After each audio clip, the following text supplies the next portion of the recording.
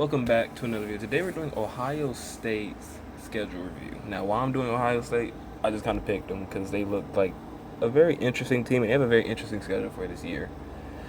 To start off, they have to go against Ball State. That's, of course, an easy win. They start off 1-0. Next game is at Texas. I think Texas is a lot better than last year, especially with Arch Manning coming into. This would be his third year or fourth year. His third year. This would be his third year. No. Yeah, I can't remember if this is his third or fourth year, but Arch Manning I think is going to play a lot better than what he did last year. I think the talent he has around him is a little bit better with bringing in Cam Coleman. The defense is still kind of not the same. They lost some pieces on defense.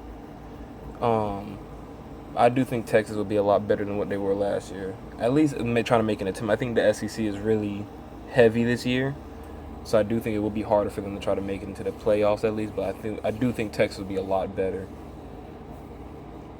this year than what they were last year. And I do think this is a must-win game for Texas, to be honest with you. I feel like if they lose early on with the schedule that Texas has, it could be very, very bad for them going on deeper into the season since it's such an early on game. But I do think Texas will beat Ohio State, with Ohio State being 1-1 going into week 3 against Kent State, another easy win. Usually the first couple of games for Ohio State are usually nobody, so it's usually sometimes it's easy for them to start off 3-0. But they're gonna, to me, in my opinion, they're gonna go 2-1 going to the first 3 games of the season. To next at home, they will play Illinois, which is another, not an easy one. It'll be a solid game. Illinois is always in the middle pack between when it comes to teams. They usually make it. Illinois makes games competitive, but usually they don't usually stay in games for long. So give me Ohio State to go to 3-1 and beat Illinois. Next, we have at Iowa, another team who's always in the middle pack and makes games very, very competitive. They have arguably some of the best defense almost every year. But give me Ohio State to beat Iowa and move to 4-1. Next, we have Maryland, another interesting team who I think is on the come up. They started off, I think, pretty solid last season, if I remember correctly. Do I think they will repeat that? I do think they can make a bowl game this year. I have them to make a bowl game this year, but I do not have them beating Ohio State. And give me Ohio State moving to 5-1. Then we have Indy. They're gonna be at Indiana. This is a very tough game because I don't know how Indiana is going to be. If they're gonna be, I think they're gonna not be like worse, but I do think they're going to take less of a drop off than what they were doing, of course, last season when winning a whole national championship. This next stretch for Ohio State is going to be kind of tough, but with Indiana, and it's going to be at Indiana. This is a tough one. Because my biggest thing with Ohio State, I think, going to be coming into is how good is their defense going to be consistently against good teams like this. Because they lost a lot of pieces. You lost Sonny Styles, Caleb Downs, Arvell Reese, McDaniel, the defensive tackle. You lost a lot of pieces on defense. But your offense is still going to be amazing, because I think Julian Sain is going to play a lot better. You still have Jeremiah Smith, of course. So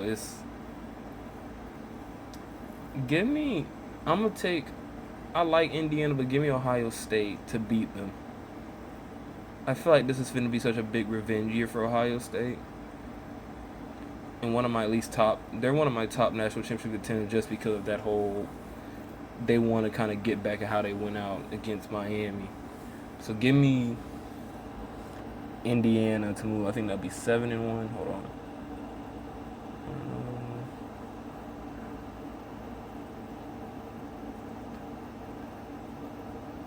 No, 6-1. Okay, 6-1 going into at USC. That's on the road. They'll beat USC. They're a good team. They are just very inconsistent. They're gonna have a 9-3 season or 8-4 season. That's usually how their seasons usually go, as of lately. But give me Ohio State to beat them to move to 7-1. Next we have Oregon. And that's gonna be it's gonna be home. My bad. It's gonna be home. So Oregon has to come to Ohio. Give me Oregon to beat Ohio State. I feel like Oregon is not an underdog. I don't want to call them an underdog, but at least a team that can at least make it to the national championship game. They're going to be very good once Raiola gets in, Dalen Raiola. Once he gets in as a starting quarterback, not this season but next season, I think they'll be really good. Next is Northwestern. I think that is another very... Granted, Northwestern's actually been surprisingly on the come up, but they're not going to beat Ohio State. At least I don't think they are. By the way, after the Oregon loss, they'll move to 7-2. Then they'll beat Northwestern. They'll be 8-2, and then they have Nebraska, which I think Nebraska is going to be awful this year. They lost Raiola. They caught and lost some other pieces on offense and defense. They really weren't that good when they had all those pieces, at least to the standard they were trying to set. So give me Ohio State to beat Nebraska and move to 9-2. Then we have Michigan versus Ohio State. I'm going to say Ohio State. I have to see how Michigan plays throughout the season. Depending on how they play throughout the season, this will be a big, big factor. Because let's think of the scenario. Ohio State will come into this game 9-2. I think Michigan will be above 500 team. So let's say like 8-3, something around that range. Or 7-3, you have them go 8-4, 9-3. I think Michigan will somehow find themselves in a position where they'll be 9-3, at least 8-4, ending the season. All right, like even 6-6, like they're gonna be above 500. Is basically what I'm getting at. They're gonna be above 500 this season. But they were above 500 the last two seasons. So I think even with the new coaching thing, they actually have a better coach than what they recently had. So I do think this is not a championship competing team, but at least a team going in the right direction. This is a must-win for Ohio State, not only because it's a rivalry game, but if you're 9-2 going into this game, then a loss here will most likely knock you out of the playoffs. So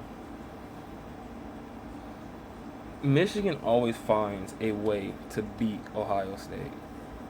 Even the last game, even though that game kind of ended in a blowout, Michigan kept that game competitive in like the first quarter, I would say. And then I think after like kind of late in the second quarter, it was kind of getting out of hand. But I have a feeling Michigan might be able to do it.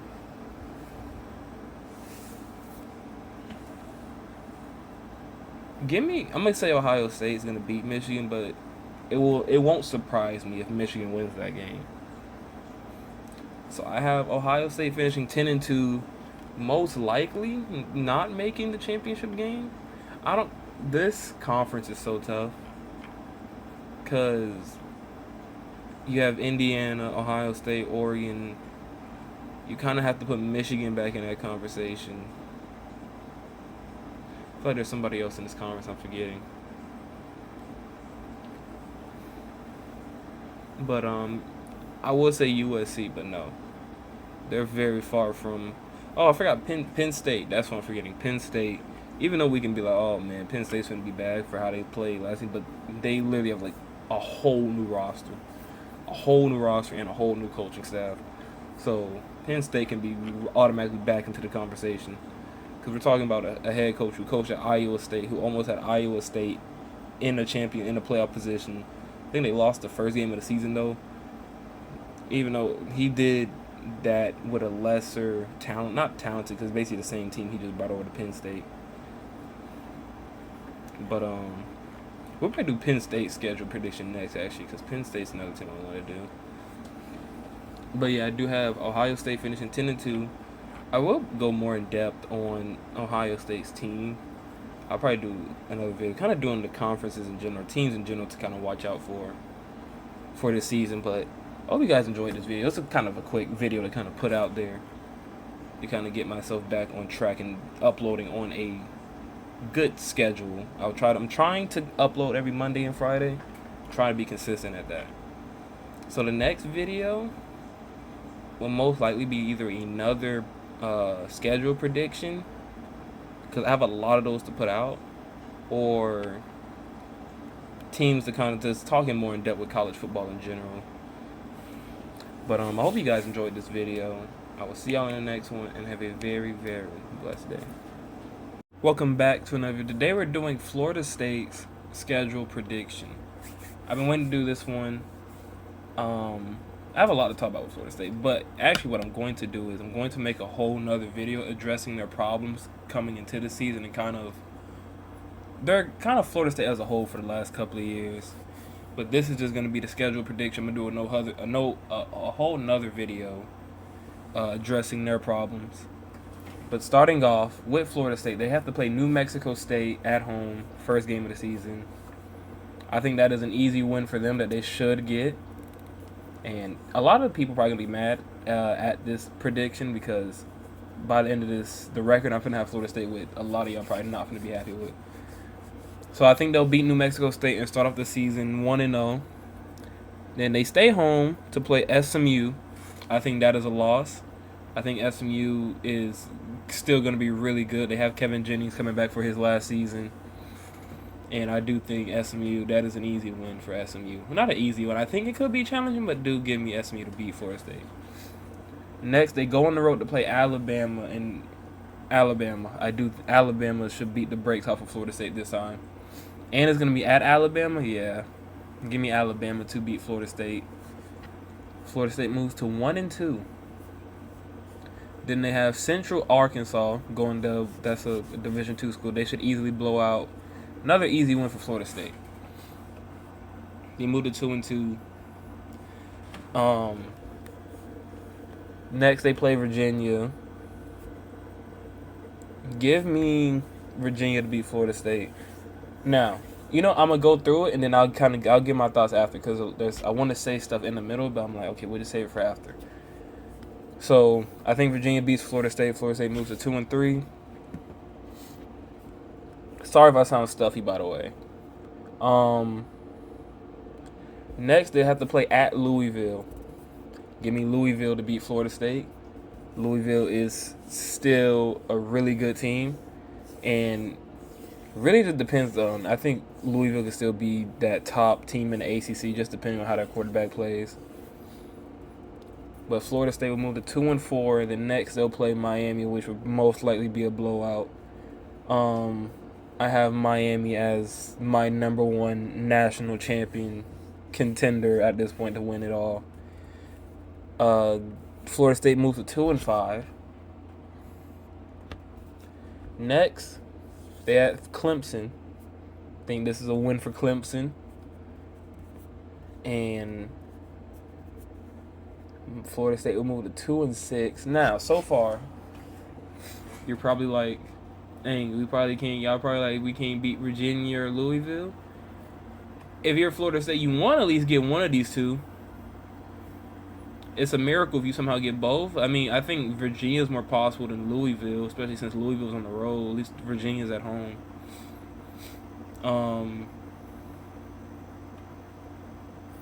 I just don't see Florida State,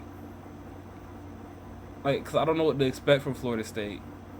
I'm going off of what I seen from last season. If this is the same thing they're bringing into this, and granted, it is a whole new team. They got a whole new quarterback. They got all that. Ashton Daniels, he's all right. He got interception problems, and He could be good here and there. But if I don't see no real improvement from the offense, at least, I don't see Florida State being a very good football team. And I know what the root of the problem is, but like I said, in the problems video I'm gonna do for Florida State, I'll address it there. And I feel like we kind of already know. Really, it's just Mike Norvell is the problem. But I like I said, I'm gonna do a deeper dive on it. But right now, I have them being 2-6, going to play Boston College. I think they'll beat Boston College. Boston College has been falling off of a cliff. So at least I do think Florida State moved to 3-6. Next, they have to go on the road to play Pitt. I think that's a loss. And then this game, if they lose, if my prediction is somehow right, they will move out of bowl contention and go to 3-7. And I will say, I do not think Mike Norvell can go 3 consecutive seasons without making a bowl game. Honestly, if he gets to 2-5 or 2-6, he should be fired. I feel like a lot of Florida State, you might want my predictions to be right because y'all want Mike Norvell out of there, if I'm not mistaken. At least from a lot of Florida State fans, they say they want him gone. I think he should be fired. But he led y'all to an undefeated season, so I guess y'all still be like, he did that, but, just never did it again. But yeah, so he'll be 3-7. Next, he has to play NC State. I think that's a loss. You move to 3-8. And then your last game of the season, of course, against Florida. And I do think you will lose that one. Now, I'm not only saying that because I am a Florida fan, but I am also saying this because I do think Florida will be a way better team than what we were last season. Also, I just know we're a way better team than Florida State. And you'll finish the season. My bad, my video had cut out. Like I said, I think y'all finish the season 3-9. And this, I'm gonna be so honest with you. If y'all go 3-9, Mike Norvell has to be fired. And a lot of stuff has to change at Florida State. Like, y'all have a new offensive coordinator coming. I think it's the wide receiver coach who's taking the job, if I remember correctly. And I think it will be interesting to see how the offense is ran. I think my biggest thing for Florida State is Mike Norvell. He is my biggest problem with Florida State. I'm not even a Florida State fan. I do not like Florida State in any type of form or fashion through any sport. But Mike Norvell is the best / worst thing to happen to Florida State. I think he can't develop talent unless y'all want to give him the fact that he developed Jordan Travis. If you want to give him that. Y'all could comment down below any other players y'all think he's developed, but like other than what I can think of Jordan Travis, I can't think of any other players he's developed. Jared Verse, Keon Coleman, Trey Benson, all of them are already good when they got there. Like Castellanos and Deuce, like all those guys were good when they already got to Florida State. And Mike Norvell is getting out-recruited by both Mario Cristobal and now the new head coach of Florida, John Summerall. So, if you're Florida State, not only are the bottom tier of college football, we're getting out-recruited by everybody. We're like becoming the laughing stock. Yes, you upset Alabama in the beginning of the season and you went out sad. You're like, no one's taking you serious. And granted, I always said, when did Florida State ever become the like, when did we start considering them the big dogs of college football? Like, to me, Florida State didn't have enough consistency to be considered that. Like, they have good air. Like, they have once in, like, I won't say once in a while because I feel like they should have more consistent winning seasons. I feel like they should like the 8-4, 9-3 should be consistent for them. But to put them in national championship conversations, that's every once in a while. I feel like they're good. Like they'll be good for like 4-3 years, and then like okay, now they're back, and they'll have like 1 or 2 seasons where like they're in national championship conversation. Then like they kind of go back to being the mediocre, kind of good bowl game always there. Like, but Florida State has never looked, or at least been to me, that Alabama or even Florida or Miami and Georgia, like they never gave off that type of like we expect them to be there every year. You know what? I'm my bad. You know what? I'm gonna be more humble. I'm gonna take Florida even out of that conversation too. For how we've been performing as a program in football, I'll you know what? For that sake, I'll remove us from that conversation. The standard, I think, my bad, my camera cut out again. But the standard, I think Florida fans hold us, like our program, to such a higher standard. But I'll say we're in the middle. But I feel like Florida State, like I said, never looked like that Georgia, Alabama, Ohio State type of team to always be there. But you can tell me your thoughts, and I'll hear from all the Florida State fans again because I think y'all love being here. Let's have a little back and forth in the comments. I hope you guys enjoyed this video. Like I said, I have Florida State going 3-9. I'm gonna do a deeper dive into the problems of Florida State, and I will see y'all in the next one. Have a very, very blessed day.